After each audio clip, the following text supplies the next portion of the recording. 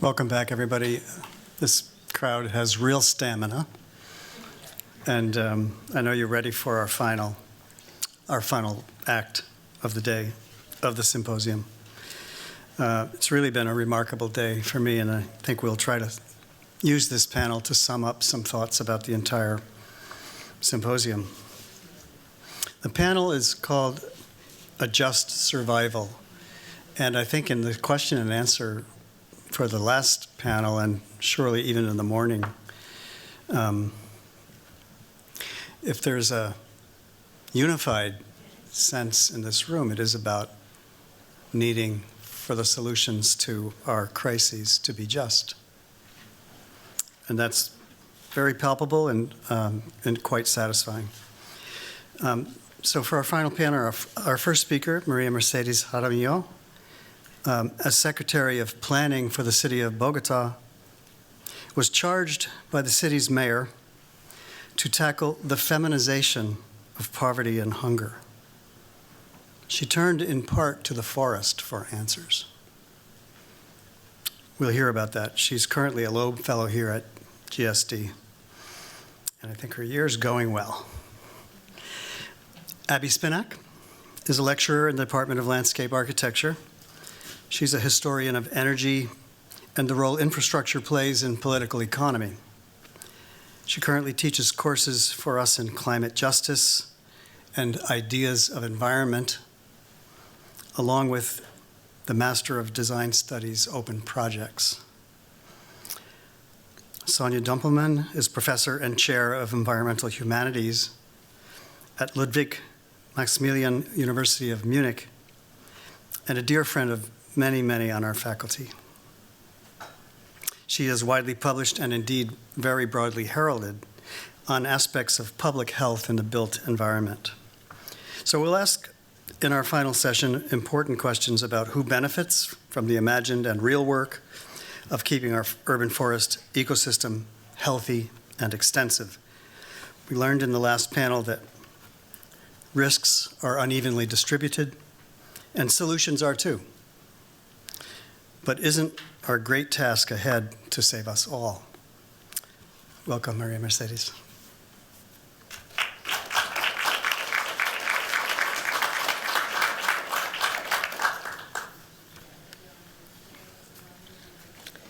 So, good afternoon. So in the beginning, there was only la madre abuela, mother, grandmother. She shouted, and several gods appeared, light, birds, trees, and the ancestral Muisca land. And then the gods filled a pot with stones and seeds and threw them away. And they planted the stars. And they fell asleep, and in their dreams, they dreamt that everything moved, and the birds sang, and the waterfalls made noises, and the Muisca indigenous people worked hard in their daily tasks. And when they woke up, the light spread out the universe, and everything moved. Bochica had created the salto, the water flood, and the goddess Bachue was enabled to nurture her many children who have since then inhabited the ancestral land where Bogota sits nowadays. The Muisca indigenous people of Bogota were present at the last Smart City Expo in Bogota last year, presenting their sacred sites map, which they gave to us. And this map locates 87 sacred places, associating to each one of these places sounds, voices, myths, stories, and more important, values. Sacred values that Bogota has committed to preserve through its newest land use plan, which is called Bogota Reverdece. they told us at Smart City Expo, we are born of water. We are born from the river of Funza. We are the roots and the seeds sprouting for our common well-being. That was their message. So who are we? We spent almost 5 centuries slicing and desiccating this perfectly circular small lake around Bogota to steal the gold and the emeralds offered for millennia by the Muiscas to the universe. But because mother-grandmother is overwhelmingly generous and bigger than us, this lake is connected through underground circuits of water to this moorland, which gives us our clean water. And so there stands Guatavita Lake, very lively again, with the level of water 25 meters down because of the big wound, but pretty much alive. This is Bogota, the capital of Colombia, a city of 8 million people, the pioneering city, as you know, of bus rapid systems and bicycle lanes. And if you enter this building, the blue one, the Richard Rogers new tower in Bogota, you'll be amazed to observe the infinity of Bogota. This infinite city deploys to the north and to the south and the west. And here you see downtown Bogota from the southern mountains, 1 hour away from downtown Bogota. But behind these mountains, the city continues and eventually arrives to Soacha, the neighboring city, which is a 1 million city, if we can call this a city, the 6th largest city in Colombia, 2 hours away from the center of Bogota. And in this overwhelming sprawl, dramatic sprawl, Bogota polluted pretty much everything, hardened everything. Yes, we were capable of paving our water flows. So this is the actual apocalypse, not like this morning's apocalypse. And look at these trees, very cabbly trees. The dog is astonished.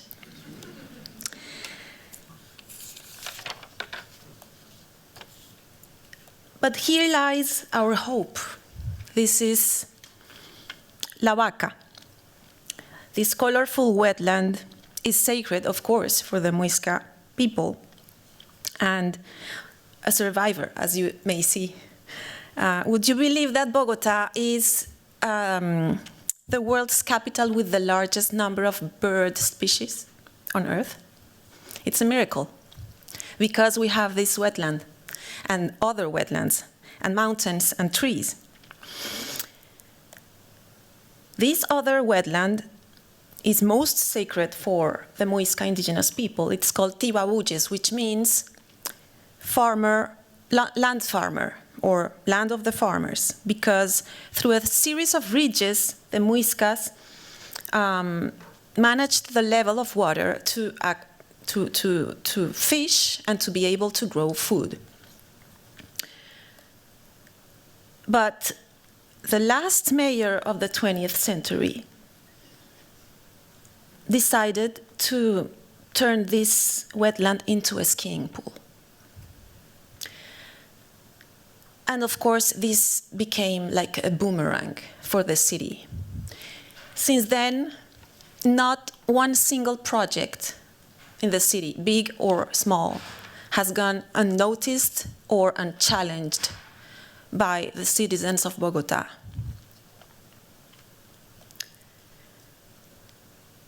And so one of the conflicts that this unfortunate skiing pool aroused was a 20-year-long conflict on the urbanization of the last piece of land, flat land,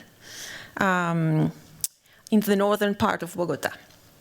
Mayor Peñalosa had proposed in 2000 to urbanize this last piece of land, but the regional environmental authority opposed the plan and eventually ordered the creation of a natural reserve, Thomas van der Hammen Reserve, to prevent the city from sprawling and conurbating with the neighboring cities, and to preserve the last possible corridor between the mountains and the river to actually exist.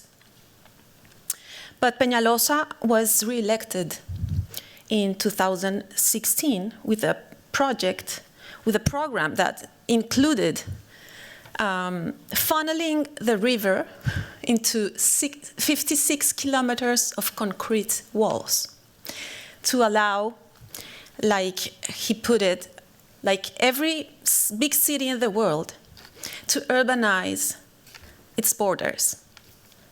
Except that the cities in the world in 2015 were, like Paris, creating artificial wetlands and adapting to climate change. And while Paris was adapting to climate change, we were brutalizing again Tibabuji's wetland with these lost in translation structure. And grandmother shouted again.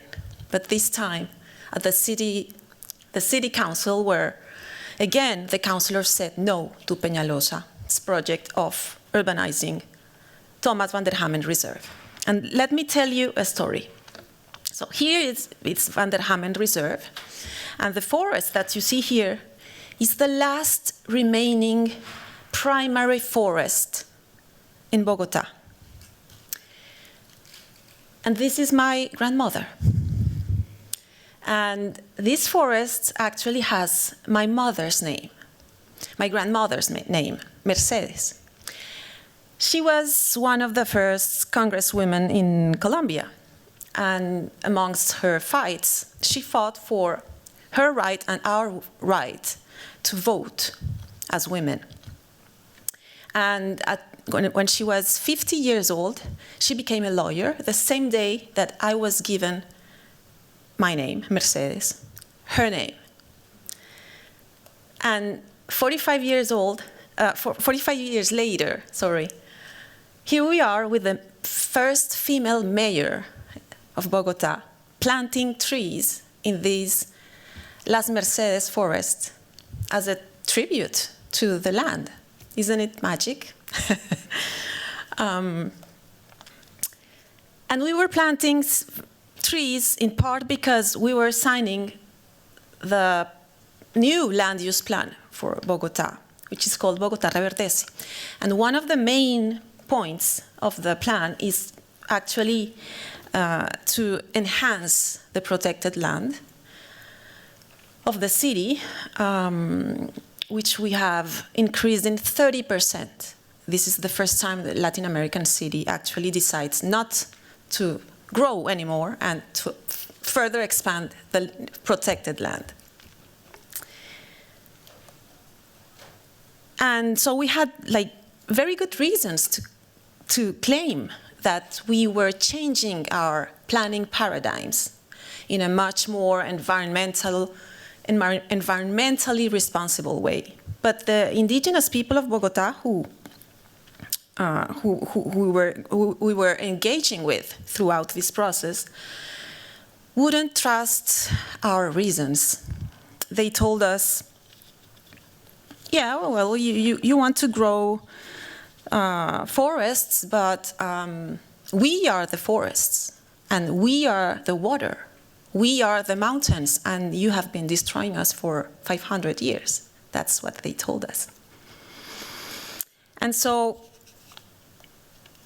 during almost 2 years of conversations, they made me see that I was biased.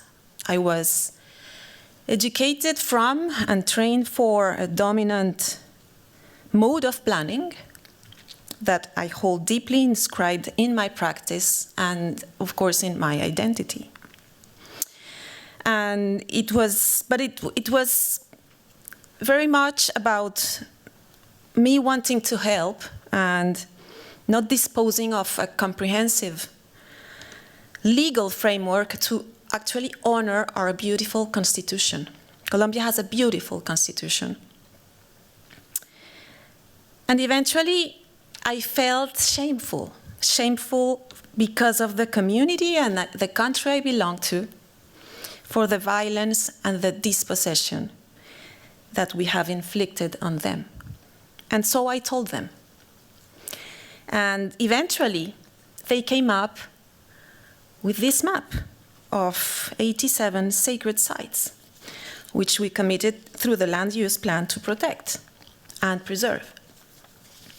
So who we are we capable of changing together our present and our future? These are the faces of Bogotá's regreening. And let me finish with this other story. Bogotá is the home of 8 million. Half of us are women, and of those women, 30% perform unpaid caregiving every day, with an average of 7.5 hours per day, devoted to washing, cleaning, taking care of children, of the elderly, in an unpaid fashion.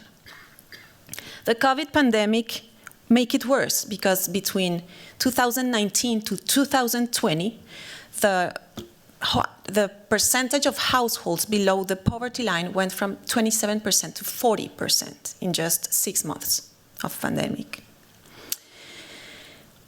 And Claudia Lopez, who was elected mayor for the first time, so first woman elected mayor to take office, had to be transformative for women's lives. And so we decided to create the care blocks. The care blocks are a walkable area of the city, 100 meters in diameter, that brings together services for 3 populations: caregivers, care receivers, and men in their families. Why caregivers?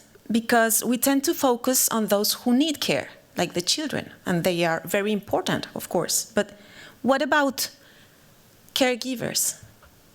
These women who are putting their lives on hold to sustain life.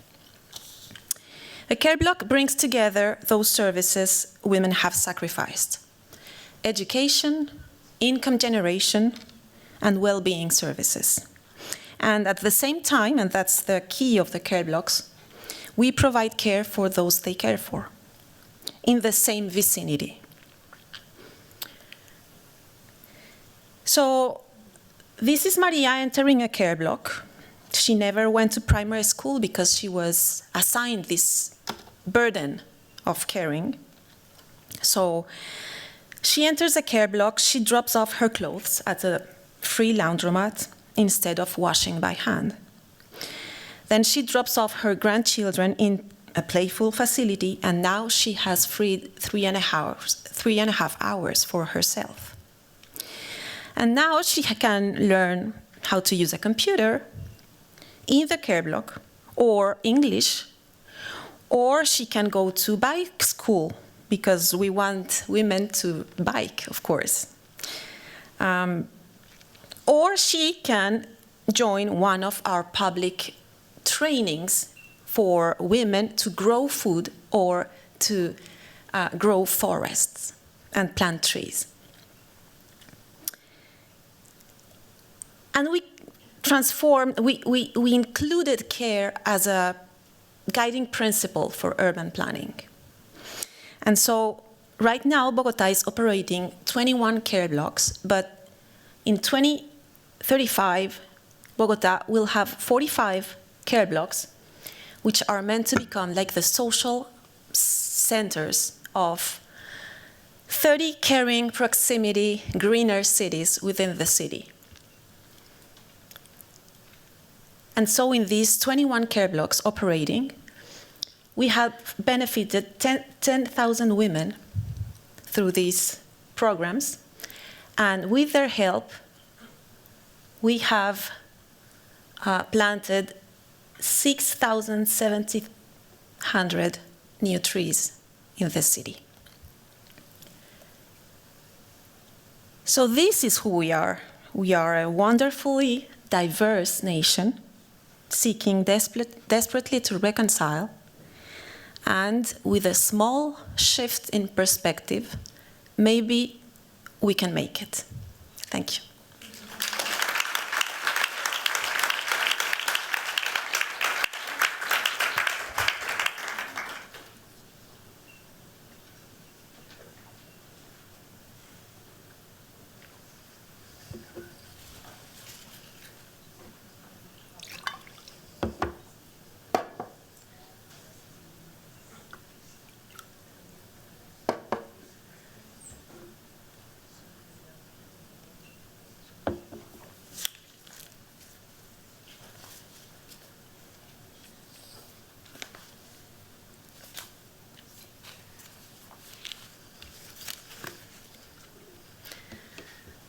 Hi, everyone. My talk is less beautiful. And it's also not about a city. So hopefully I'll be providing a little bit of rural alternative context.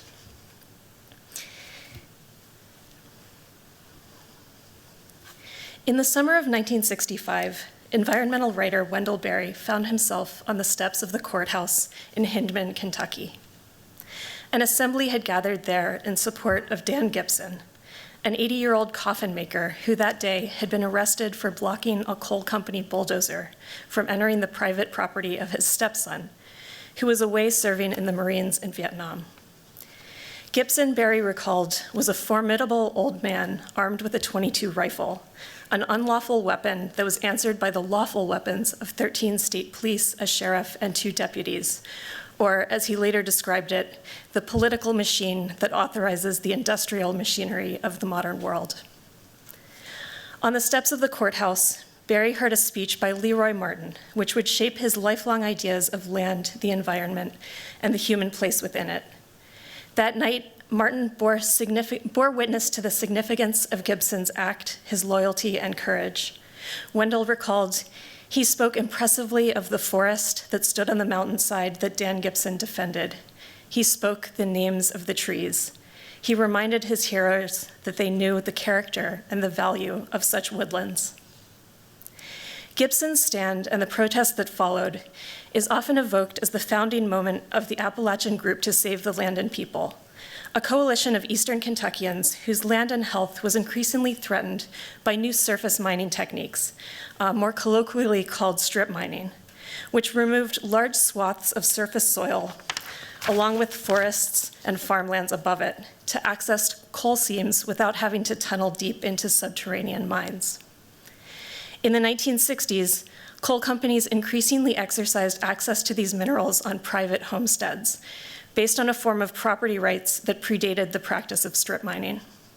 These questionably legal intrusions brought together Kentuckians who never before would have considered themselves activists to fight to protect their forests, farms, and waterways. 50 years after the rally at the Hindman Courthouse, Berry continued to call for Eastern Kentuckians to work within that spirit of protection for themselves and their mountains. We must not speak or think of the land alone or of the people alone, but always and only of both together. He explicitly distinguished this land ethic from environmentalism. Instead, he said, "I'm talking about the connection that we make by work, by living, by making a living, a connection that is familiar, affectionate." I want to talk today about the Appalachian Group to Save the Land and People and its legacy in Eastern Kentucky in 3 ways. First, as an important regional history of forest protection, which culminated in a legislative campaign to rewrite the Kentucky Constitution in 1988. Second, as a framework for collective forest grief, through which the forests that have not been saved have remained a part of Eastern Kentuckians' commitments to their land. And third, to take seriously the group's principles of what you do to the land, you do to the people, as an enduring regional ethic that continues to contest more dominant narratives about wilderness as a source of extractable resources for the global economy. Since at least the 1820s, Eastern Kentucky has been a site of market speculation. Appalachian scholar activists have called the one-way flow of timber, coal, and other resources from Eastern Kentucky into the urbanizing areas of Lexington, Frankfort, and Louisville a case of railroad colonialism. Indeed, some have proposed that the region be considered an internal colony of the United States, a zone of extraction within the longue durée of settler colonialism. As environmental historian Chad Montree points out, talking about Appalachia as impoverished is a precise term. For centuries, the wealth of the land has been literally removed from the region by external interests. The enduring paradox of Appalachia, Montree writes, is that the inhabitants of a land so rich in natural resources could be so poor. The Appalachian Group to Save the Land and People originated in the context of a specific mining practice that explicitly muddied conceptions of private property and local autonomy. In the US, property can be delineated and sold horizontally and vertically. In a split estate, subterranean minerals can be held as property independent of the surface estate, which could be anything, including a private home or farm. As coal became more valuable in the 20th century, prospecting agents descended on Eastern Kentucky to purchase the region's mineral estates. A particular kind of document emerged around these sales, the broad-form deed, which was so called because it not only separated mineral rights from surface rights, but also granted the holders of the deed a broad range of allowances for extracting their subsurface property, as well as protections from liability for any necessary externalities, including surface improvements, pollution, and waste. The popular story of the broad-form deed is that it took advantage of small landholders unprepared to enter into complex property negotiations. For example, in Night Comes to the Cumberlands, Kentucky author and activist Harry Caudill paints the following picture of a broad-form deed signing. A dapper city slicker arrives with a proposal for a hardworking farm family in an isolated part of Eastern Kentucky. After spending the day chatting with the farmer while tromping through his well-tended fields and pastures, the agent sits down with the farming couple, liberally praises the wife's cooking, and extols the win-win situation of selling mineral rights. The day ends with the illiterate couple signing the broad-form deed with an X by their names, not knowing that they also granted the agent the right to any surface land, timber, or water. Kentucky activists would later contest these characterizations as perpetuating a stereotype that obscured rampant fraud. That mark of an illiterate ancestor, they argued, wrote their ancestors out of historical agency as ignorant mountain people, even though that ancestor might have been able to read, might even have been a teacher or a doctor. However fraudulent the initial, did that start? There we go. However fraudulent the initial transaction, the full implications of the broad-form deed's power of dispossession would not become manifest until the mid-20th century, when coal companies began turning from deep mining to strip mining. Instead of tunneling down to a coal seam and shuttling coal back to the surface, strip mining used massive earth-moving machinery to uncover the seam from above, making extraction an open-air operation. Mineral estate holders thus began to remove entire sections of the surface, including private homes and farms, fields and forests, and dump the overburden into nearby hollows, impacting water sources and undeveloped wilderness. In 1965, residents began organizing to block bulldozers from entering their and their neighbors' properties under the Broadform deed. Alice Sloan from Knott County later recalled that they first started talking about it as saving the land, and she suggested adding the people because, quote, it was destroying their land and they lived off their land and it was dear to them. It was part of their very heart and existence. If the land was destroyed, the people were destroyed. Strip mining connected the industrial to the personal, drawing unlikely activists to the cause, including residents employed as deep miners familiar with explosives. And when peaceful protest failed, the group began blowing up mining equipment left on private land. Then, in 1977, a spring storm produced devastating flooding in Kentucky and West Virginia. 22 people died, thousands were displaced, and millions of dollars of property was damaged. It was evident that the worst damage from the storm occurred near strip mining operations. In the town of Harlan, Kentucky, for example, a state investigation determined that strip mining had increased the flood level there by 3 feet. That spring, frustrated residents met in Williamson, West Virginia, and launched a 2-year study of Appalachian land ownership, which was published under the name Who Owns Appalachia? In Kentucky, the study revealed that the 10 largest landowners owned 34% of the land, but paid just 11% of the property taxes.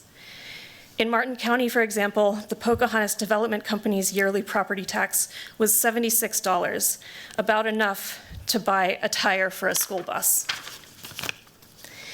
This tax data helped Eastern Kentuckians connect their pervasive struggles to adequately fund school systems, hospitals, and fire departments to strip mining and the Broadform deed. In response, Kentuckians organized their own smaller coalition, the Kentucky Fair Tax Coalition, or KFTC. In 1988, KFTC launched a campaign for a constitutional amendment limiting the power of the Broadform deed to be placed on the statewide ballot. Evoking the connection of the land and the people, KFTC member Jeff Chapman Crane designed a campaign logo with the tagline, "Save the Home Place," which you can see here on the sign carried by a group of anti-strip mining activists who called themselves the Victims Van. On November 8, 1988, the amendment passed with an overwhelming majority, limiting coal companies' usage of the Broadform deed to the methods of extraction commonly known to be at use at the time the deed was signed. Despite the hard-won Broadform deed amendment, however, strip mining continued apace, increasingly in bigger operations on steeper slopes where surface and mineral estate were owned by the same legal entity. Since the 1970s, these larger and more remote strip mining operations have been variously called mountaintop removal or mountaintop mining because of the practice of removing entire sections of steep slopes on ridges to access the coal seams below. By the 21st century, ecologists would name mountaintop removal as the dominant driver of land use change in the central Appalachian ecoregion. Ecological studies cautioned not only about local losses to forests with some of the highest biodiversity in North America, including several endangered species, but argued that the threat of mountaintop mining is also globally significant because spatially extensive temperate deciduous forest is rare worldwide. While coal companies were nominally required to remediate mining sites, long-term monitoring of reclaimed areas showed little or no regrowth of woody vegetation and minimal carbon storage, even after 15 years. In 2003, KFTC, which by that point had changed their name to Kentuckians for the Commonwealth, launched a new campaign called the Canary Project. For 10 years, the Canary Project hosted an annual I Love Mountains Day and continued to fight for state and national legislation to curtail strip mining. In the time I have today, though, I want to focus on a particular kind of field trip the Canary Project offered, which they called mountain witness tours. These tours were intimate affairs, often starting on members' farms and hiking up slopes that were partially forested and partially stripped. Mountain witness tours centered the forest biodiversity that had been lost to mountaintop removal. For example, KFTC intern Sean Bailey evokes both past and present in his following trip report. The wind reached its feverish pitch high upon Black Mountain as 7 of us stood looking down on what was once home to hobblebush and red elderberry, black walnut, tulip poplar, and sugar maples. With rolling clouds above and muddied boots aground, we stood in awe at the poor excuse of a reclamation effort, with nary a sprig of revegetation. Looking at the industrial lights below, we watched the movement of drag lines, front loaders, and coal trucks that were hauling away our earth, our mountains, and the elements of Appalachian cultural identity and heritage. Kentucky author Lucy Flood wrote about another mountain witness tour. Damon Morgan, a KFTC member whose family has lived for generations along Lower Bad Creek in Leslie County, led the first part of the expedition. Dressed in a straw hat and shiny black cowboy boots, Morgan guided our group along a zigzagging route through the healthy forest above his house. Stopping in a shaded area beneath the tree canopy, Morgan bent over and ran his fingers through the dark soil of the forest floor. As he lifted it up, letting the dirt sift through his fingers to the ground below, he explained that it takes thousands of years for the forest's organic material to biodegrade into such rich earth. From there, the group moved up the ridge of Morgan's land and watched as a bulldozer tore away the base of the mountain, leaving behind a mass of discarded trees and wasted earth. In reward for marching up and down the hillside, the tour ended with a feast served by the Morgan family.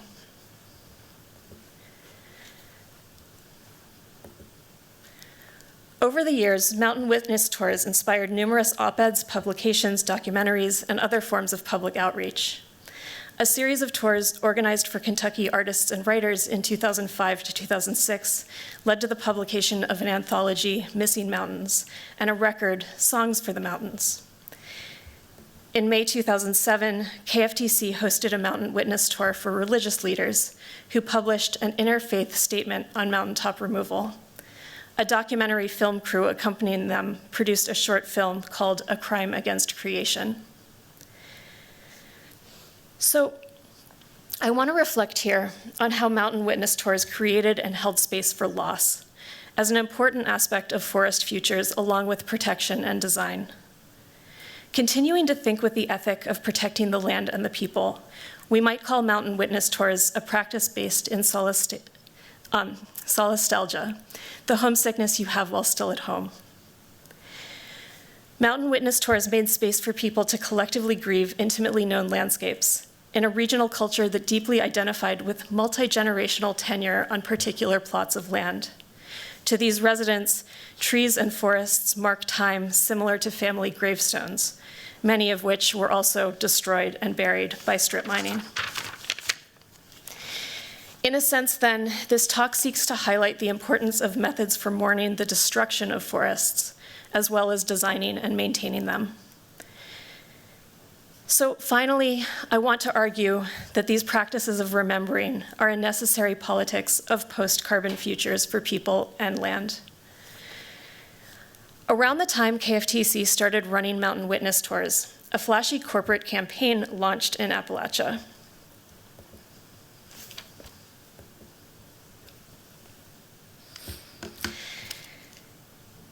In 2002, the West Virginia Coal Association introduced their Friends of Coal campaign to maintain local support as the efficiencies of mountaintop mining eliminated jobs in the coal industry.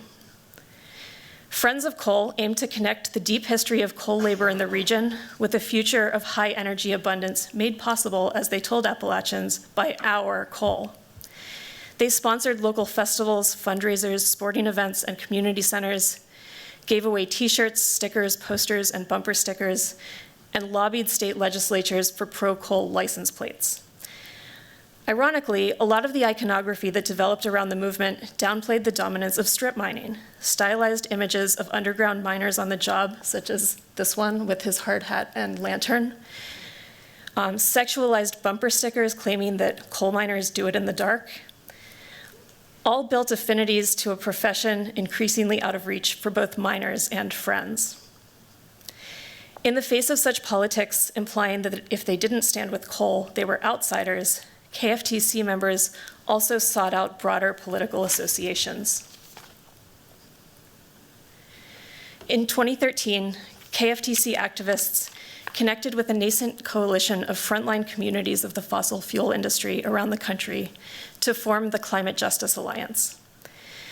The following year, KFTC sent a group of members to the People's Climate March in New York City.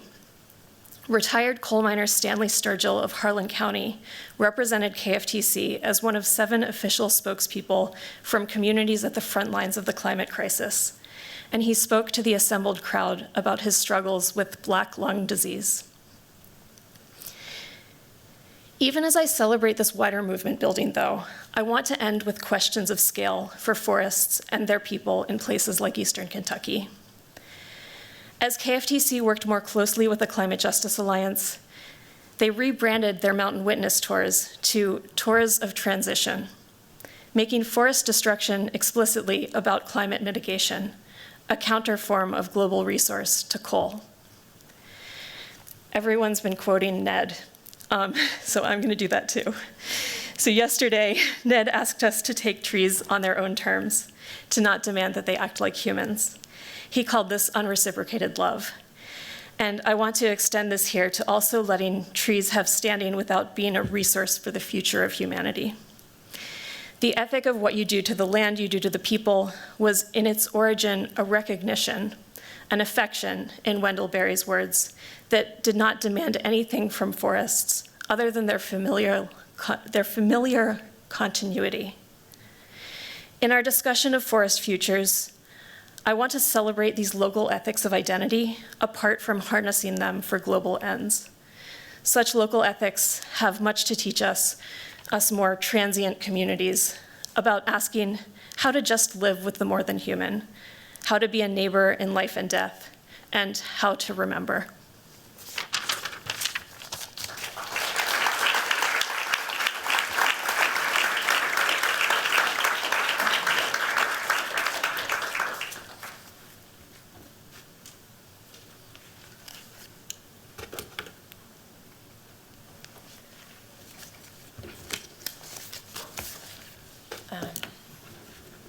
Thank you very much to my fellow speakers here, and thank you so much, Gary, for the invitation.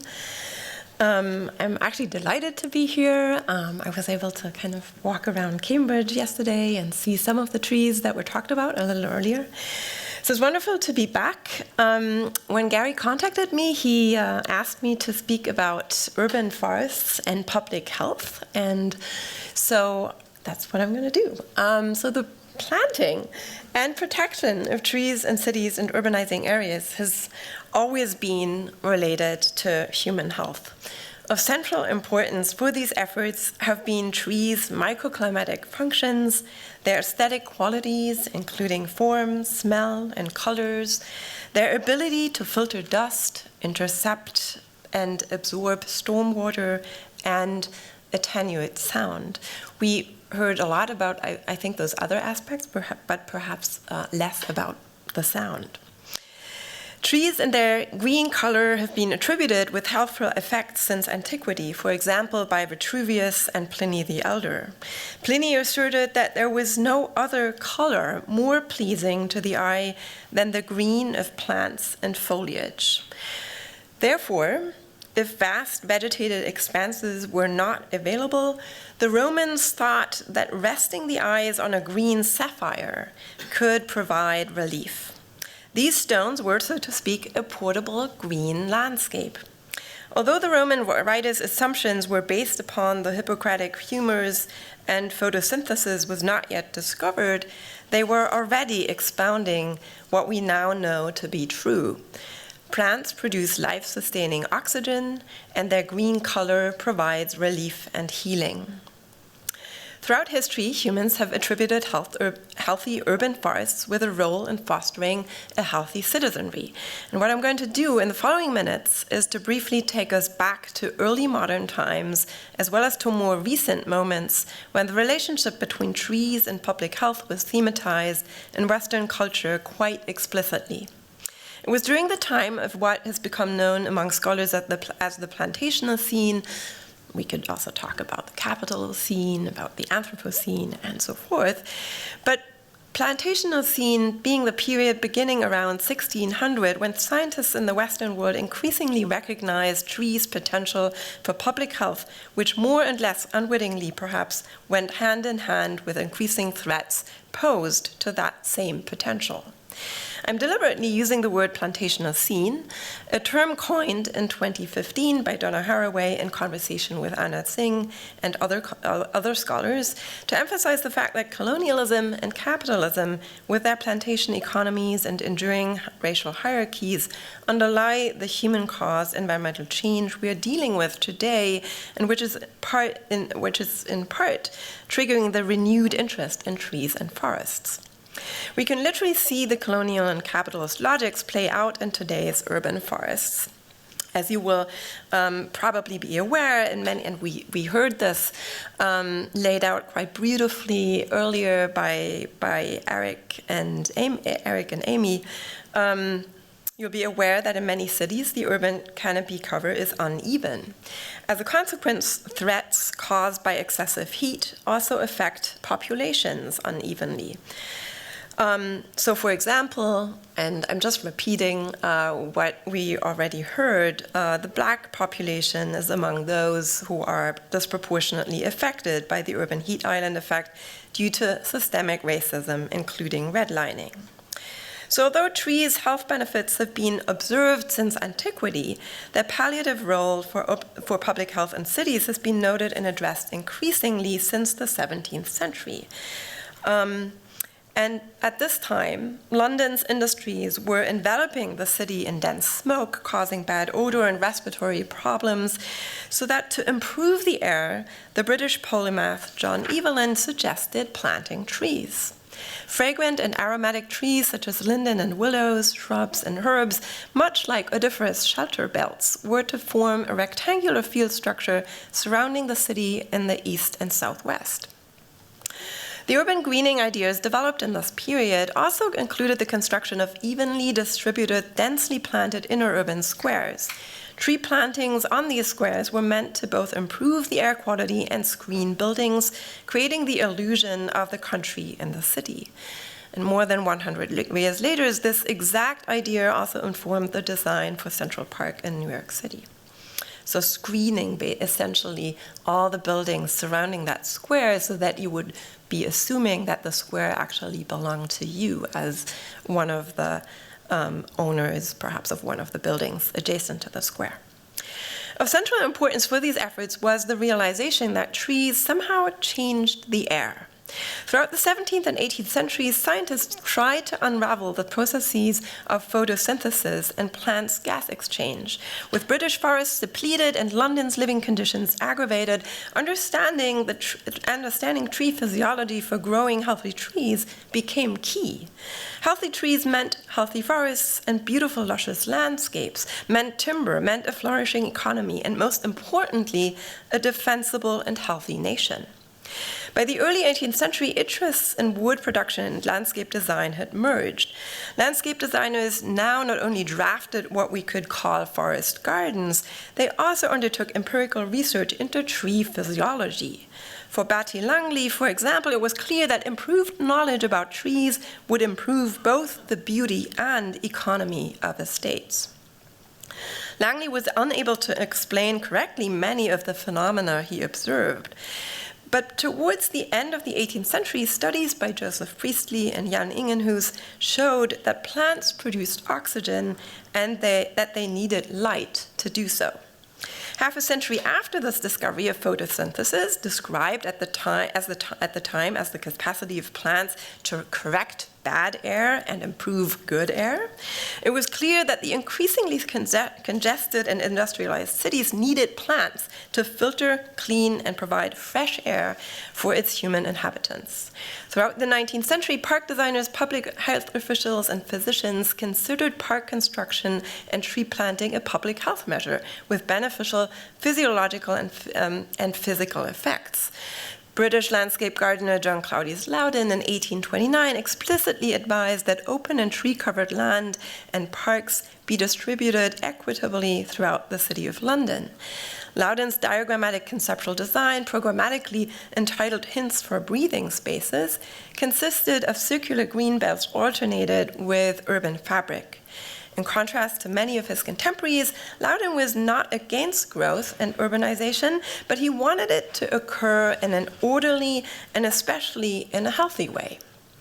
Landscape architects, physicians, and public health officials realized trees' role in producing a healthy climate, besides valuing their aesthetic and ornamental effect in cities. Two related observations were important for this realization.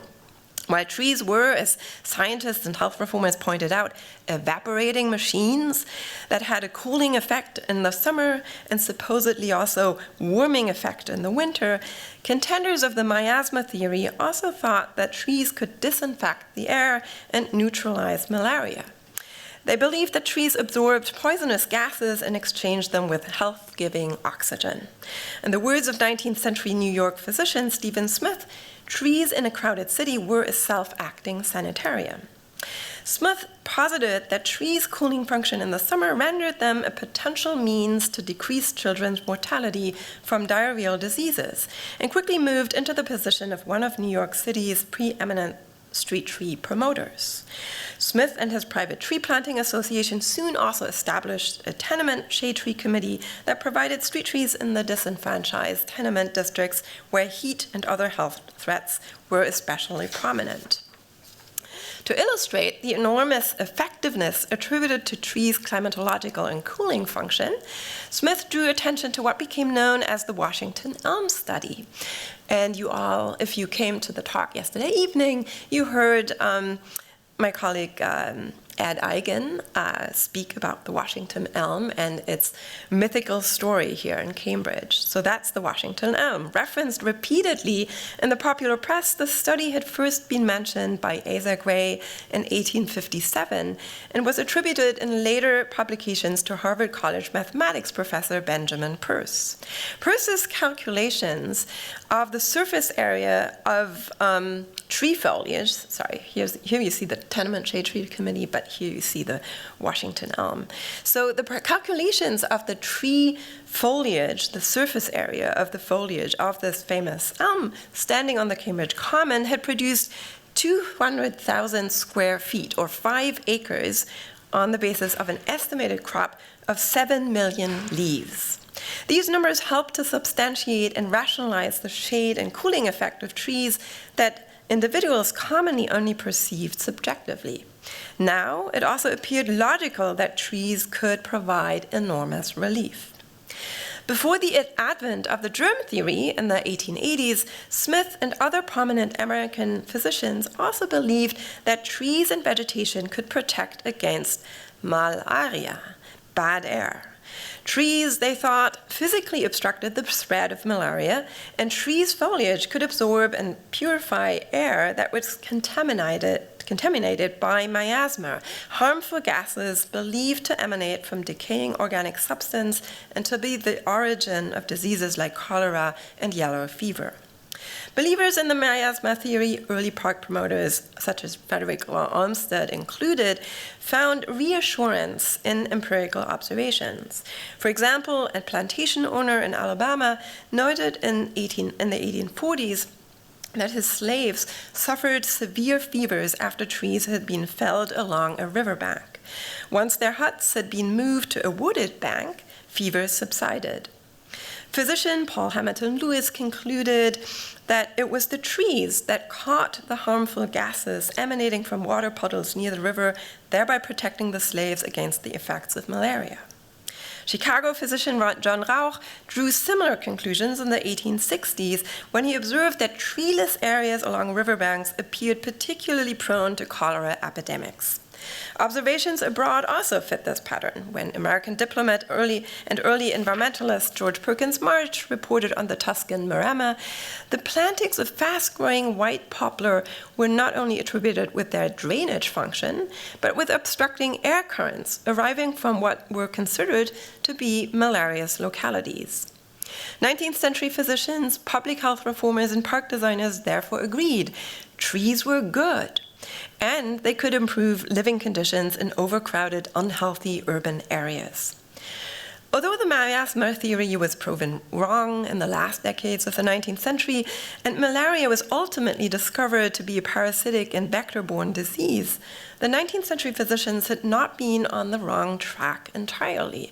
After all, trees could help drain marshes and soggy soil and decrease the stagnant water puddles that were breeding grounds for malarial mosquitoes. Trees' role as air purifiers was not only attributed to their oxygen production and their physicality, scientists in the late 19th century also began to attribute trees with contributing to ozone production, which was valued at the time for its antiseptic capacity. As the miasma theory, the ozone theory was hard to prove. Nevertheless, ozone, discovered by chemist Christian Friedrich Schönbein in the 1840s, was thought to be an effective antidote against miasma and harmful gases, and by the turn of the century it was prized as a medium that could help cure tuberculosis and respiratory diseases. Informed by this latter belief, many countries began to build sanatoria and open-air schools in wooded areas. One of the first forest schools serving physically weak and chronically sick children opened in Berlin in 1904. A collaboration between physicians and educators, the school was based upon the idea that fresh air and light would enhance children's health and intellectual abilities. In Germany, as in some other countries, ideas of hygiene, physical and mental fitness, as well as national defense implied each other. In fact, in German anti-urban and nationalist circles, eugenics and race theories bolstered the idea that the Germanic race had evolved in the wooded areas of the temperate climate zone, and that urban trees were therefore necessary to forge a physically and mentally healthy, productive, forceful, and industrious people. The purported ozone content of forest air was praised, and exercise in the woods promoted.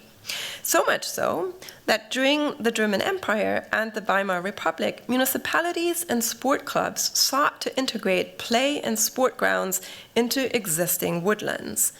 Besides the availability of space, it was health concerns that determined the sport grounds' location in forests. One of the most ambitious projects to procure space for sport within an existing forest was Karlsruhe's 1920s plan for a sport park in the former 18th century noble hunting ground. 28 sport grounds of 3 different size categories were to be embedded into the forest north of the Margrave's palace. So whereas this project was not carried out, since then, many small German towns have built sports stadia on wooded plots, and the term forest stadium is still widely used to describe small town sport grounds in a forested environment. If today's attention to urban forests is triggered partly at least by the planetary climate crisis, in the past, geographically more confined crises have often drawn attention to the palliative function of trees. For example, their dust-binding capacity became especially relevant in the ruined and rubble-strewn German cities after World War II. Street tree planting and the afforestation of areas cleared of rubble was not only a necessary part of the city's reconstruction, it was also thought to be particularly pertinent to the health of urban inhabitants. Dust particles could easily cause conjunctivitis, various respiratory and other infectious diseases. Scientists, planners, and designers also feared the indirect psychological effects of dust.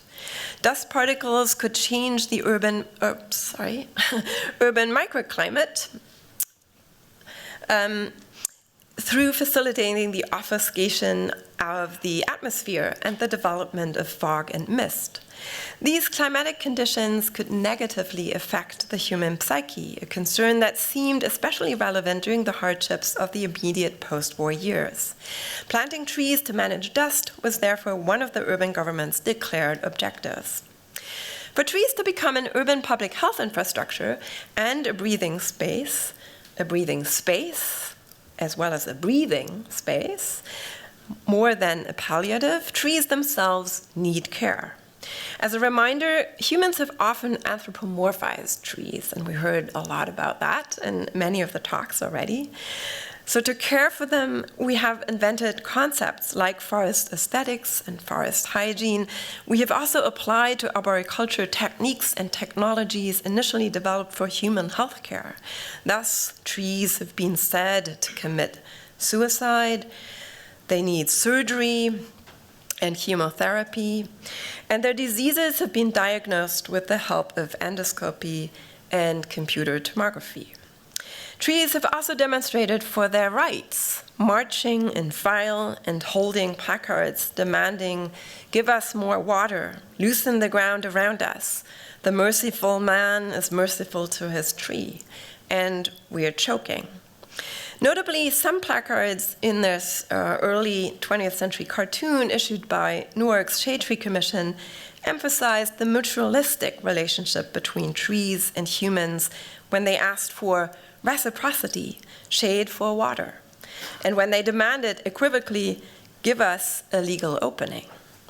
Decades before Christopher Stone's path-breaking 1972 article, "Should Trees Have Standing?", which argued that forests, oceans, rivers, and other so-called natural objects in the environment should have legal rights that could be asserted by recognized guardians, Newark's Shade Tree Commission set an example of using the mutualistic relationship between trees and humans to promote an environmental ethics for public health that includes non-human nature.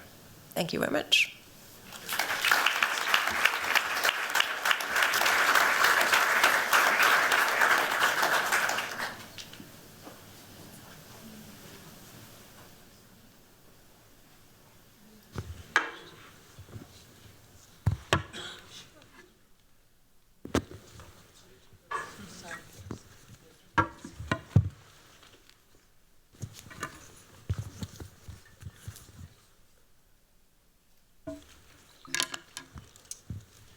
Well, thank you all for the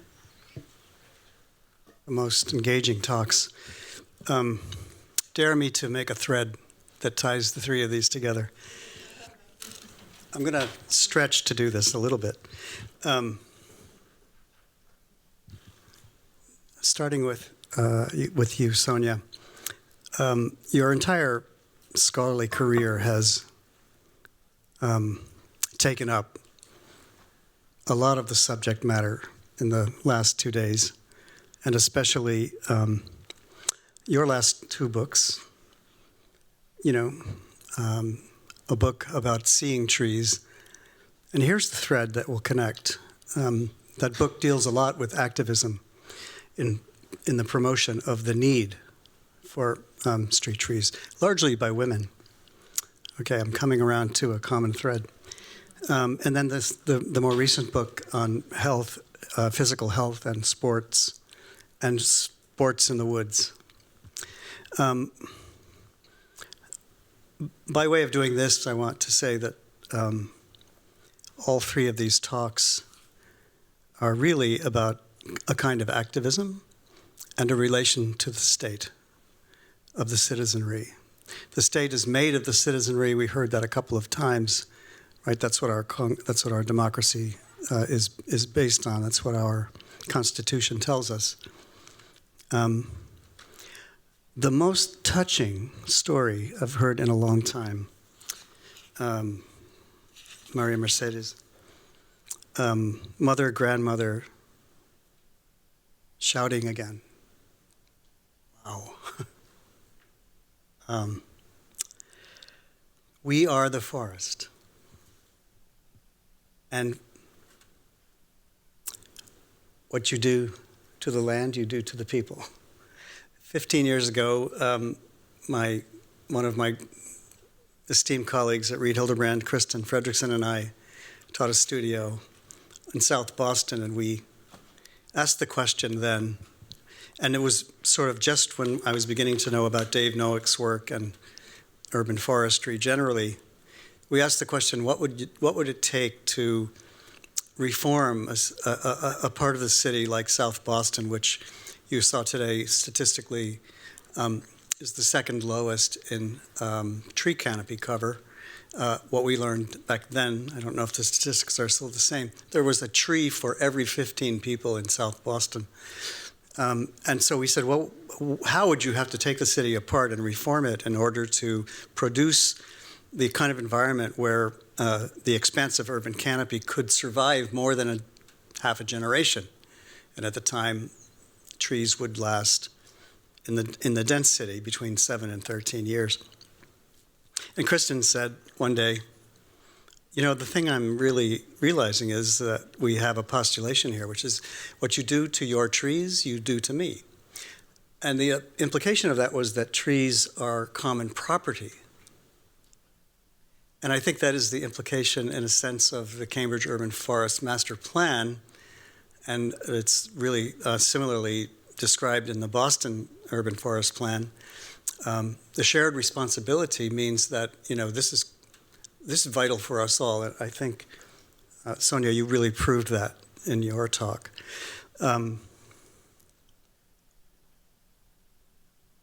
Incredible that you would have the frame of mind and the capacity to sit with people who are saying your government is wrong, and you having to say, I agree with you. And then what do you say to the mayor at that point? I mean, that's just, for me, and then the story of care blocks. My God, what an incredible idea that is. The reciprocity between people who give care and people who need care, taken care of through government work. That's phenomenal. I'm so glad to know about that.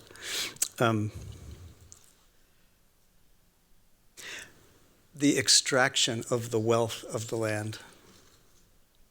I think very similar, right? These are so close, and that's partly accidental, partly not. And what was the name of the lease? The broad form deed. Broad form deed. What? So there's an example of government really being essentially complicit in the destruction of people's resources, of their life, and in the terms of the First Nations people in Bogota, they are the land. You would say it, wouldn't you say it that way?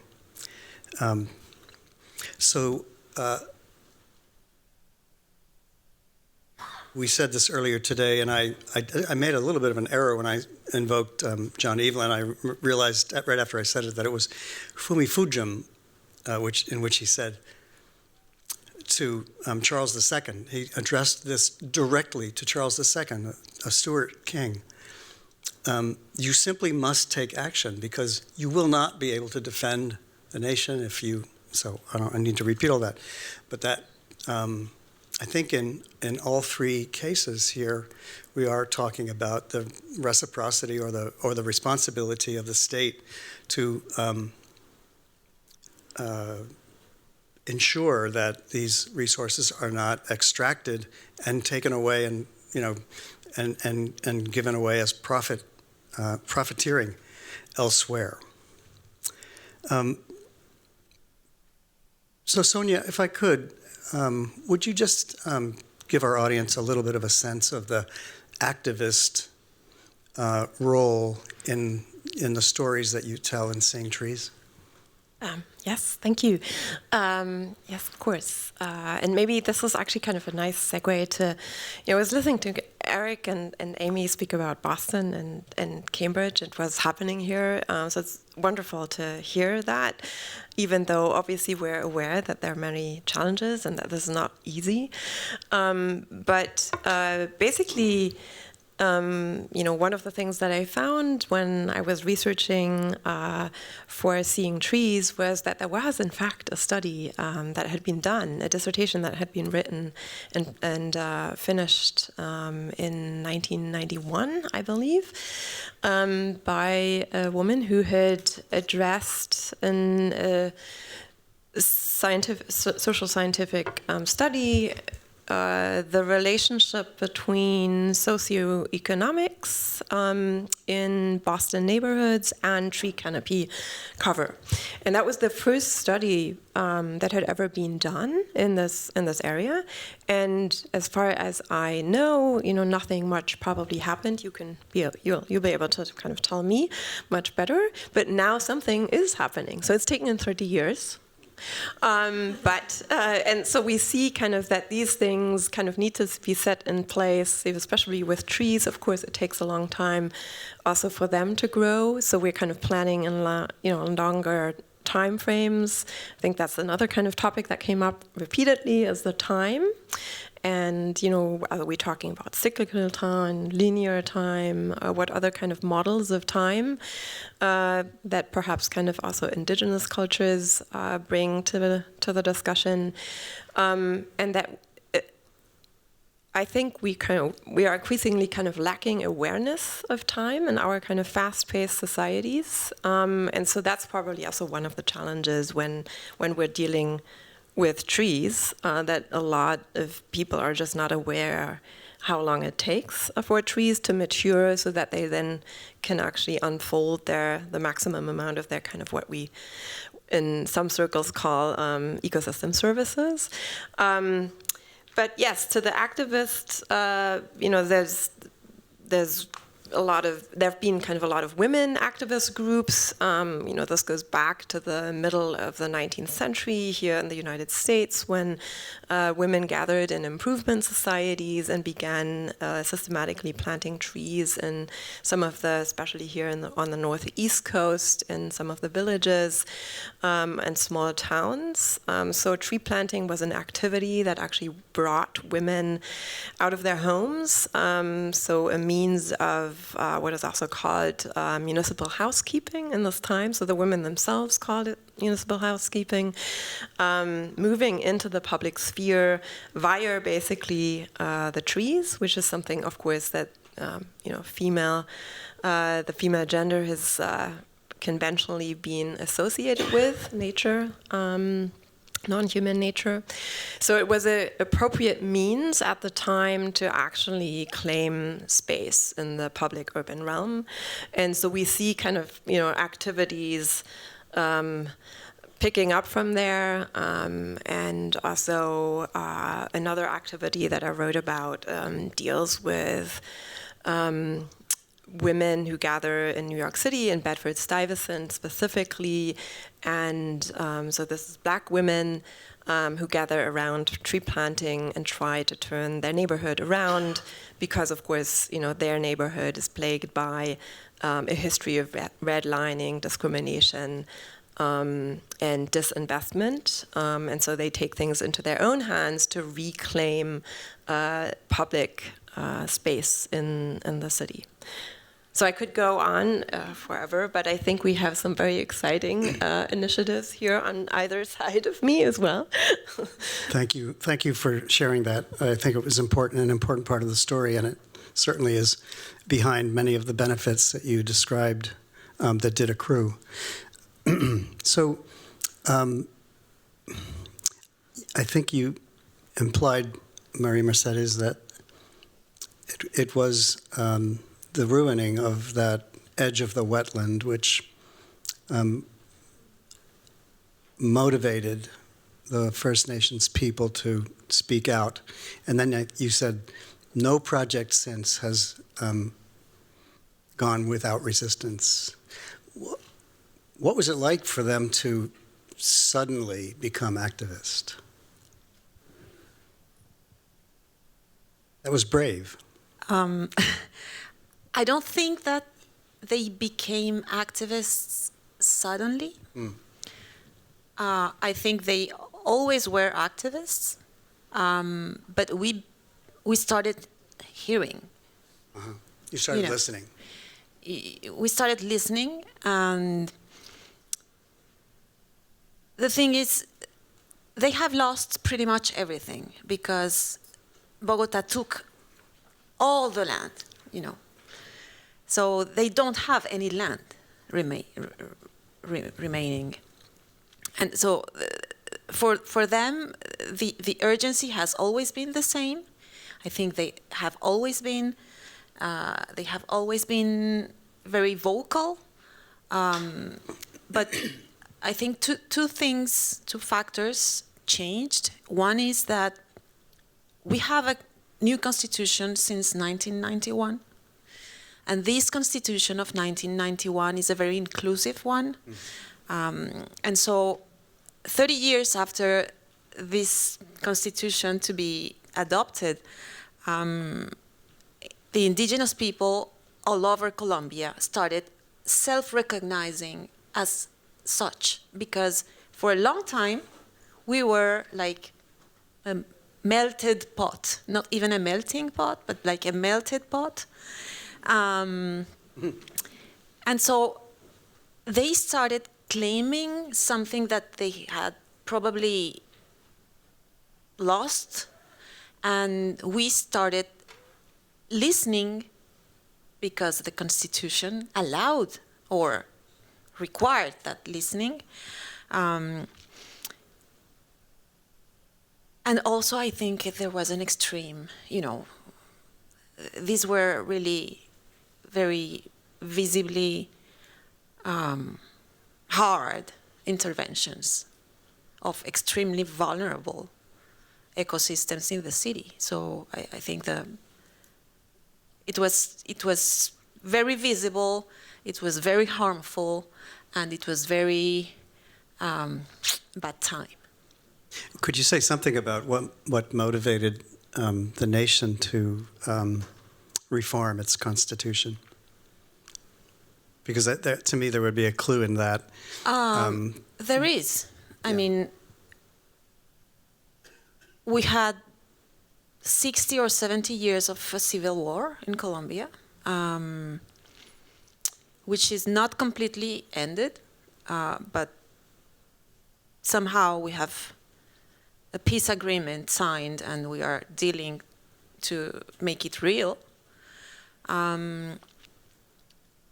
But part of this conflict has to do, of course, with land, has to do with, like 200 years of elites governing the country without any will to actually include the vulnerable Colombians into the equation. And also, we had this narco-traffic, narco-drug economy, very violent as well. Also displacing indigenous people and rural people. And so the conflict in Colombia has been going on for a very long time. And this constitution allowed a former guerrilla movement, the biggest one, or the first one to be organized, to actually demobilize the M19. And it was like a condition for them to demobilize. And it was a very foundational moment for us as a country. And I think one of the fruits of this very foundational moment is this constitution and this, awareness of the opportunities that we had lost because we just talked about war. Colombia was a country in war, so we didn't talk about identity or nature or whatever. Thank you for that explanation, and the idea that reforming of the Constitution leads to a level of care and an empowerment of people to speak on their own behalf. Coming very late in time, but really incredibly important. So then, Abby, I think your story of the arc that moves from people pushed too hard and moved to protest towards sharing grief. It's just very compelling. I wondered, at your first slide even, whether because I grew up in the 60s, as a kid, but I felt like an activist as a kid because it was an activist time, right? We were pushing back against the Vietnam War and then other things as well. In my case, the dreadful pollution of the Hudson River, because I couldn't get in the water. I was right next to it, but couldn't get in it. And, that's sort of what made me an environmentalist first. Did the national climate of activism play a role in that story? It must have. Yeah. I start with a story about a man whose stepson is in Vietnam. But it's an interesting context because I'm talking about rural America, Appalachia, coal country. It's a really different politics than someone who grew up on the Hudson. Yes. Right? I mean, not to assume anything about your politics, but one thing that's so interesting for me... You're making me think of the deer hunter. One thing that's so interesting for me about this story is that it's this sort of homegrown environmentalism that comes out of a place that we might otherwise think of as very conservative.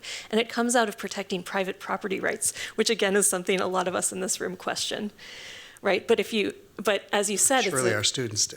Well, yeah, and I think I encourage it. But That's where they're getting it. with caveats. Well, and some of my caveats are about the relationship between the state and citizens that you were talking about earlier. Because if you start digging into what property rights look like, it's not private property supports the market and protects the environment, a la Hardin's... why am I forgetting the name of that article? The Tragedy of the Commons. Yes, thank you.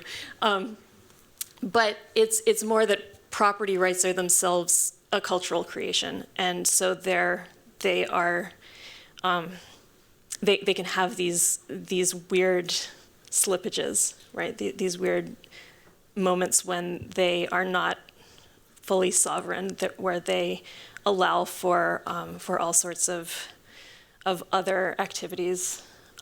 That sort of challenge the sense of property rights as natural for a lot of communities who would see it otherwise. You're making me think of Lisa Haber Thompson's talk this morning on the Enclosure Acts, and how such a fundamental change to go from commoning to illegality, basically, right? Fantastic. I think it's time for questions from the audience. This is just a very nice conversation. Thank you. Hi, it was great talks from all of you. And I am a graduate of the University of Delaware, and I currently work for the Emerald Necklace Conservancy. And I give that background because in Delaware, the DuPont and associated companies have a very similar impact to the coal mining industry in Appalachia, but in a slightly more subtle way, because it's not as you can't necessarily go and do a mountain exploration and see it. And then I bring up my current job because we work with the city of Boston, the city of Brookline, and in Olmsted Park, where it borders both, you can see in your interactions with people on the Brookline side, people are maybe more invested, and if there's work going on in the parks, they want to know what you're doing, and then versus on the Boston side, maybe not as much. And you all talked about community development and activism, so I guess the question is, how do you get people to care and feel a sense of ownership over green spaces, and simultaneously then protecting themselves from these outside interests that seem to be on their side, investing in the community, but ultimately harming the land and then therefore the people? One of the things that we heard a lot in Bogota, or the ideas that we heard a lot, was that people want to feel cared for, and respected. And as much as they feel included and respected, they are very, very, very happy to actually respect you and care for the city and the spaces and public spaces. But when there's no trust and when they feel they are being mistreated, it's very difficult to engage them in, taking care of public space and public values and public ownership or a sense of belonging.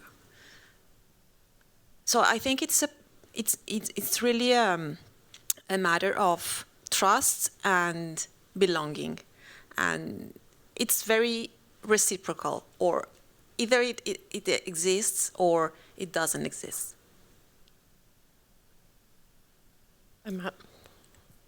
A matter of means and education. Again, I think we heard this kind of several times again. So I think the more we can educate, the better it's going to be overall for humanity at large. But then, there might be a difference in the means that people have on the two sides, financial means. And that is also very, very often connected to time, again. So if people are kind of working 4, 5, 3, even 2 jobs, they're likely not going to have the time to spend to even think about environmental issues, even in front of their doorsteps. And so, how do we provide an infrastructure that is benefiting everybody? And what is interesting, actually, is that the early kind of generations of urban foresters were arguing for street trees, as a public urban infrastructure. And that somehow got lost. And then it very kind of quickly became a private-public partnership affair in this country. And, to large parts now, it's kind of private or non-for-profit organizations that actually see to the tree planting. Yep. As in the case of the Emerald Necklace, paying for the work in Franklin Park. I think I want to connect back to the state, the questions you were asking about the state and its relationship to citizens. We heard from Mayor Wu, and we heard from Amy and Eric today about very active states that are seeking participation, and that's so different from my case study in Kentucky. So, I'm thinking, I'm dredging my memory for terminology for this from environmental sociology from graduate school, and I'm thinking about this notion of environmentalism that comes from a challenge response model versus from I think what they called them post-materialist values. And so I would describe the case study that I talked about as this challenge response model. People got involved because they were living their lives and suddenly faced this unexpected injustice and had to grapple with what that meant, and how they could fight it, especially against a hostile state that was protecting corporate interests. That's a really different model from thinking about how do you engage people in the context of, a city invested in urban forestry, pulling together community advocacy groups and trying to drum up engagement. And I think that like thinking through the different, the different politics and the different just ethics engaged in getting people across those different state contexts involved is really important. I don't have a good answer for you, but I'll just... That was a good answer. I don't have methodologies. Yeah. Are there other questions? This is just a comment. Please take the mic. Sure. There is a person who links even traditional coal mining disasters and the Clearwater sloop on the Hudson. His name is Pete Seeger, a folk singer. Activist. Yes. He sang to us in 3rd grade, and I met him later in life and thanked him. And during the McCarthy era, he said that that my teachers in my elementary school put bread on the table by hiring them every year to sing to us. Now, Can I just say something about that really quickly? Sorry to interrupt you, but I just want to say that there is so much music that came out of the anti-strip mining activism in Kentucky, and actually one of the one video I showed, it's from a documentary that had a song written about anti-strip mining activism behind it, and I muted it because I wanted to talk over it, and I should have played it, but. Okay, yeah. Okay, so I want to talk about, for Maria Mercedes, among my dearest of friends are a bi-ethnic family. The woman is from Colombia, the man is from Pakistan. And their daughter, in addition to being a Miss Maryland, chose to have it was their son who chose to have his wedding in Colombia. So I've been to Bogota, and there is a kind of stream you didn't mention. I just caught sight of it in one of your pictures. I would call it the three-stream traffic lanes. There is a lane, 2 ways for cars, and then there is another 2-way lane on what would be a double sidewalk in our terminology, where it's at least a foot above the level of the traffic for the cars. So, and when a car driver opens a door, he can't knock a bicyclist. It's called dooring, because the concrete rise in the sidewalk prevents that. And then on the bicycle sidewalk, 2 lanes, and then a lane for the people. And the master stroke is traffic lights at 3 different levels. 1 for the cars, 1 for the bicyclists, and 1 for the people. And when I asked Clemencia, why didn't other cities in the world use this model? I mean, New York now has bike lanes, Boston has bike lanes. She said, because we're South American and nobody pays attention to us. So I want to know, this innovative bicycle, walking, and driving lanes, when was that? I'm actually asking a question. When was that started? Was that also 1991? Was it earlier? What is it later? And who thought of that? Thank you.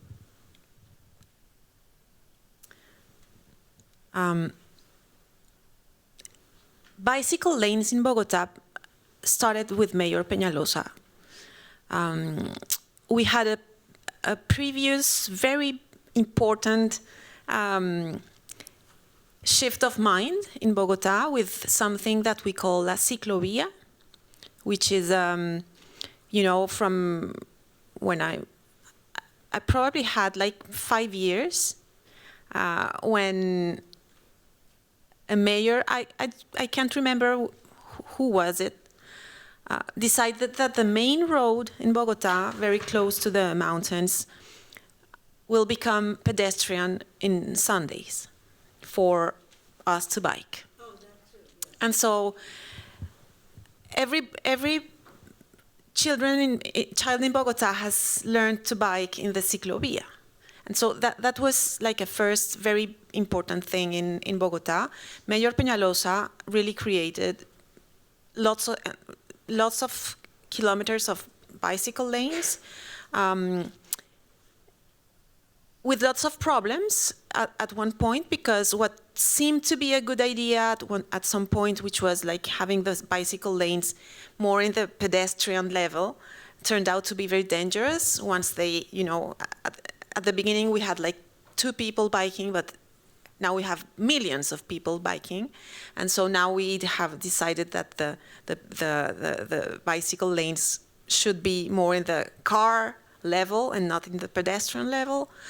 So we have been shifting, but Bogota is a very cycling city, and that really is from this century.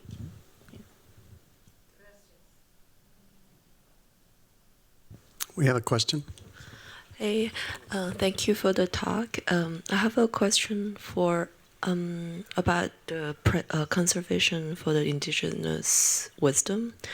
And in your talk, like there's you mentioned there are like more than 70 like secret sites, and how this kind of knowledge can be passed on to like younger generation within the community, but also bigger than like indigenous community, because I feel like instead of seeing as like activism, it's more we actually have to depend on them because they're actually in the frontier for 100 years. And in terms of like climate change, I somehow see it's like the other way around. Yeah.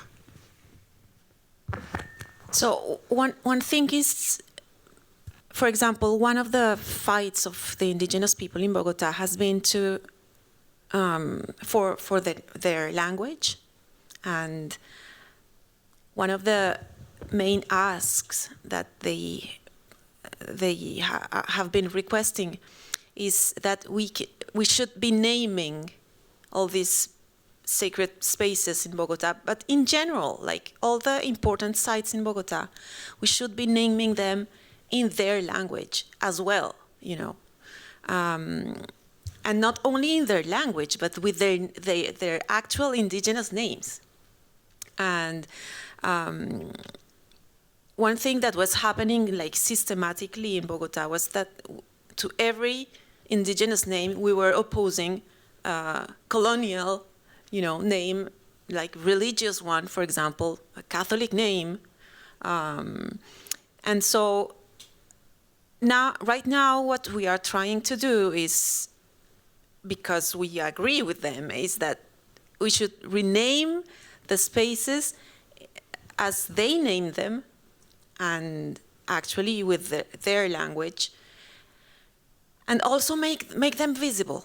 And so, for example, we have for a long time in Bogota, like the last 20 years, we have been homogenizing our parks.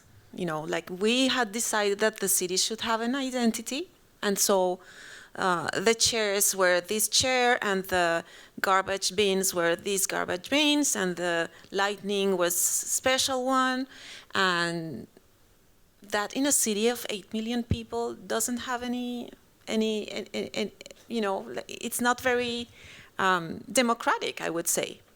And so we have allowed, with this new land use plan, to actually, you know, other languages to emerge, and the indigenous people have asked us to allow in some parks of Bogota, for example, to light fires, like ritual fires, because they are sacred to them. And so we need to find a good way of allowing that, but also to, you know, like make it visible for everyone that this is a sacred rock, and so it's called whatever, and here once a year a fire can be, you know, lit, and we all can understand why. So that's a shift in mind, and we'll see what happens with, unfortunately we left the government, and we expect the following one to continue this path, but we'll see. You set a great example. If I may, I'm going to shift for just a few minutes to the larger picture of yesterday and today. I'm pleased, and this was by design, that we ended on indigeneity and rights and activism. Our students come largely as activists. They're quite radicalized around the climate crisis. They're very radicalized around justice. Abby and I have spoken about this. And we are giving them the tools to turn that into activist practice. That's really what we're trying to do in our curriculum. Now I want to go to Pamela's beautiful question about the title of the symposium. I'll refer to Jonathan Thompson's beautiful diagram of how the state arrives at carbon neutral in 2050, where there's an equilibrium between emissions and storage. And he says that the forest will do that for us, right? So that's powerful. The forest has, let's say the forest has the capacity to do that. I think we've all heard versions of that before. The graph I had not seen before, and it's quite vivid. The postulation that the students and Anita came up with, and I was present in some of their classes and reviews, that the forest is a designed condition in modernity, says to me that the forest in that question is the managed, stewarded, and monitored forest. The implication being that if we work on the forest in the right ways, the ways that we've heard in the last few days, it will do a large part of the job. Not all of it, clearly. Anyway, thank you for probing that. There are just a couple of common themes that I want to bring out, and then if any of you have a comment, I would welcome that. The first is, now, planning a conference is tricky business, and it is largely a puzzle. It's a puzzle. I think of it a little bit like a symphony in 4 parts, and it's okay to have some dissonance in the, since Shostakovich, but one beautiful intersection. Mary Wu's tree story, upsetting her deeply as a 6-year-old that her father lent someone a chainsaw to cut down a tree that was important to the neighbors. Ned's unreal evocation of a solar eclipse under the canopy of a beech tree. And those photographs, Ned, those are keepers. Those are really something. And Ed's, I guess, nothing is accidental with Ed Eigen, but his story about standing under the Washington elm. And we saw it again today. That just tells me that, there's some beautiful alignment here. A couple of other chestnuts. I mean, Jonathan's quite compelling phrasing of the idea that we're simply paying back a debt on carbon. Wow, that is so powerful. That monitoring is essential. We heard it many times, and I think this is a lesson for us all. And it's especially true with the work of the current urban forest master planning, which is not only going on in Cambridge and Boston, and we are aware that many cities are now doing that. And what is beautiful about working with government at that level is that your work is rooted in your belief system around the importance of the individual tree and the system of trees and this soil that supports them and the hydraulic infrastructure that's needed. That's a belief system, but that you are, by professing it, you are also affecting policy. And that's an incredibly great space to work in. It's not an easy space, but that, I think, is where we all can have great impact. I'm very taken with urban silviculture. I had read the paper, but it was really great to hear the two of you, exert passion around techniques that come from managing large forests in the exurban condition, regional forests, or extractive forestry, that those apply to Cambridge or Boston. This is really a great revelation. And then with Aceh, energetics and metabolism, beautiful. We have a unit in one of our core studios They're asking students to relate a form of urban metabolism, and they draw these incredible arrays of information, diagramming, mapping, and it has to lead to action. That's part of our syllabus. But I think that was very strong to me, and the criticality of pollinators in chocolate. Who knew that? Beautiful. I'm going to stop there. Oh, shared responsibility is the thing that maybe I could end my comments on. And I've been a part of that story in Cambridge with Eric for now 3 years.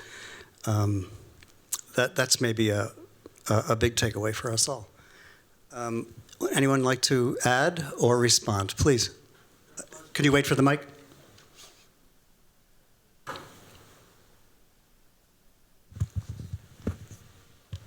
Abby, do you remember me? MIT, freshman year? Yeah, I was her advisor. So I thought it was great, and it's really nice to see you talking about the problems in Kentucky and Appalachia. And I'd just like to point out, I've lived in Cambridge all those years, and I also live up now near Ipswich. And I just wanted to tell you that I think anyone who lives in an environment is often seeing a lot of the problems, and it's not just down there. And I'd just like to mention some of the ones I've seen here. Let's start in Cambridge. Everywhere I've lived, someone has cut a tree down. There's laws against it, but they always find a way around it. And the insurance companies are constantly telling you to cut trees down, okay? It's a horrible mess. Now, I drive up towards Ipswich to get, to my place now, getting away from the city. And what do I see? Wherever there used to be a few acres farmhouse, sold because the people are too old, or they die, the kids get it. It's broken up into cookie-cutter houses. That's all gone now.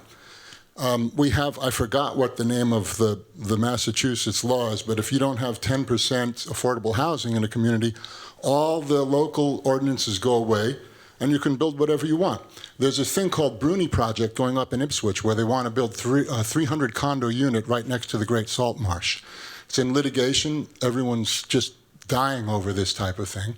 There's also a situation going on where you have AstroTurf, the artificial turf at high schools. They'll put in acres and acres of this artificial gunk which gets into the rivers, gets into the ocean. By the way, remember ocean engineering? Plastic everywhere in the ocean. It's coming from things like this artificial turf. It washes off and gets into the rivers. They're putting these things in high schools right next to the local rivers.